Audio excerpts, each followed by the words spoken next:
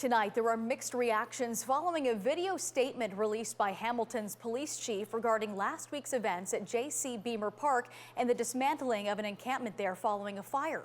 Police Chief Frank Bergen posted the response last night to social media, stating why police believe things unfolded and how to move forward when addressing community needs. Jason Gaidola has more. Homelessness is a complex issue. Storm Mallinson and Hannah Porter live in encampments within the city and listen to the message about homelessness from Hamilton's chief of police that spoke about the events that unfolded this week between officers and protesters. We are all in this together, and together we must come up with the constructive solutions to these many challenges. Both felt differently about it. I feel like they picked a good public figure with acting background. It felt genuine, and it felt like he meant what he was saying.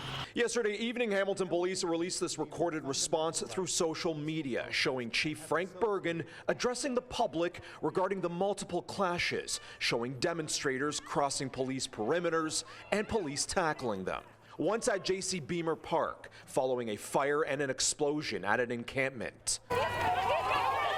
And once again in front of Central Station, after arrests were made following the melee. There is a fine balance in the need to allow for community activism while also maintaining demonstrations that meet the threshold for peaceful, lawful, and safe assembly. That's kind of a weird statement to have. Nick Tisdale, who walks his son through JC Beemer, often says he's worried about safety in the area. For months, the police drive by this encampment every day and would not do a thing about it. I hope what he says is true, that it's not just all talk. Nearby resident Ian says he used to clean up at the park and wants more action to help those unhoused and less fighting. He did come by when they were putting up the caution tape, and I knew something was going to go down. It was not good for Hamilton. It was a bad look. Neither Hamilton Police or the Hamilton Encampment Support Network have responded to CHCH News for an interview following the released video. Bergen added police have charged 5 people tied to the incident Wednesday, charges ranging from assault to obstruction. All have been released and will appear in court. The city of Hamilton says outreach workers have visited the encampment that was here at least twice a week in the last 6 months.